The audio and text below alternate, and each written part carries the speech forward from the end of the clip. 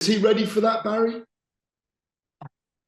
Who knows? Was he ready to fight for the British title? You know, the man just keep proving people wrong, doesn't he? Constantly, continuously. You know, this is a man who had no experience at all. No, really, I don't even count white collar boxing as or unless as real boxing. It You gives you never had a little white collar bash or not? I actually have, you know, There you go. Come on then. Come on, reveal all. Reveal all. for the charity match, yeah, Yeah. with a friend of mine, Tony Healy, yeah. But Did it you was hurt him? I didn't hurt him. I don't hurt anyone. No, that's not what I do. But I Did you did. tease him? I made it look very competitive. There you go. For the crowd. But it was but I just it's hard to see what he is. He just keeps this is a man because there's no weight of expectation on his shoulders ever up until now. So things might change. He's been able to box freely. And you see it in his performances. He goes out there and he's one of the most reactive fighters we have today. And by reactive fighters, I mean in the ilk of Nigel Benn, is that they fire, but when they're under pressure, their first thought is not to do the right thing and to protect yourself, check yourself, make sure you're okay. Their first thought is to react with ferocity, with power, with punches. Instinctive, isn't it? Yes, Yeah. it is instinct. You can't teach that. You can't No. teach. You know, the most natural thing to do is self-preservation, always under pressure. And some fighters don't have that. And that's what makes them either stupid or brilliant. Or too brave for their own good.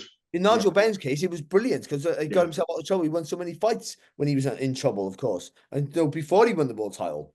And so I think Wardley has that. We've seen against Nathan Gorman. He got hurt, he fired back, and then gets rid of him. You know, I think he's just been going up the levels fantastically well. So Same with David Adelaide in Saudi Arabia as well, yeah, by the way, yeah, on Battle of the Baddest, I thought. he was great. I think he wasn't in any danger with Adelaide because I think Adelaide just, you know, I think he froze a little bit. I think he'll admit that. But I mean, Wardley just doesn't put any pressure on himself.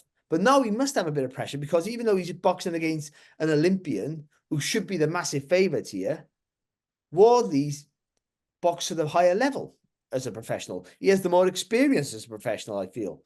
No, I don't think Frazer Clarke's career as a professional has been terrible. It's been really good. I thought, you know, I think he's boxed good, decent little tests to make him a better fighter, but it's been the inactivity. He hasn't had no real momentum in his career. And also for how good he was as an amateur, it should have been a steeper learning curve as well. So we don't quite know how good Frazer Clarke is as a pro. We know the good and the bad of Fabio Wardley. We know that he can get himself into trouble, but we know that he can get himself out of trouble, and you can't ever let him off the hook if you have him hurt. So we haven't seen that. We haven't seen that dog yet, Frazer Clarke, and he's going to need that on Saturday night.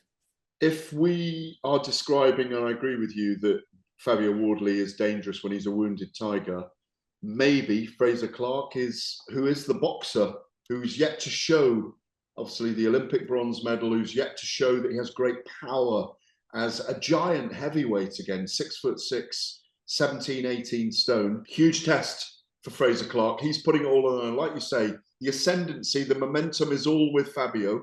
So for Frazer Clarke, it's a question of silence the naysayers, prove that he does have the pedigree. And even though I favour Fabio Wardley based on what he's done to win this fight, maybe even by stoppage, maybe the best plan for Frazer Clarke is to actually box in this fight and not get engaged in tussles and trench warfare and toe-to-toe fighting. Yeah, I think I think on the theoretically that's spot on, but Fabio won't allow that. Just the way he fights, he will drag you in. I think you have to box, but you have to show strength in your work. So I think those 10 rounds that he did with Mario Vac for Fabio Wardley, though it wasn't a great fight to watch, but I haven't gone through those 10 rounds of frustration, and I think that'll help him in this fight.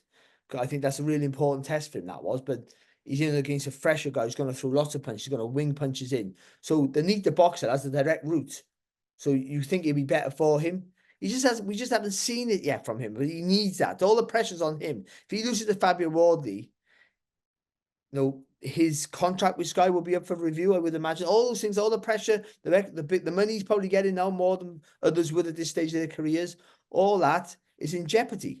no, he has to prove his worth now. This is time for maybe his promoter and his TV company, in Sky Sport, to cash in if he doesn't produce the goods. And so he needs to produce goods. He's good enough. He's shown in the past how good he can be, but he's up against a guy here who's athletic, powerful, and brave. And that's going to be, we haven't seen. I'm not saying he can't do it. We just haven't seen it yet from. Oh, absolutely.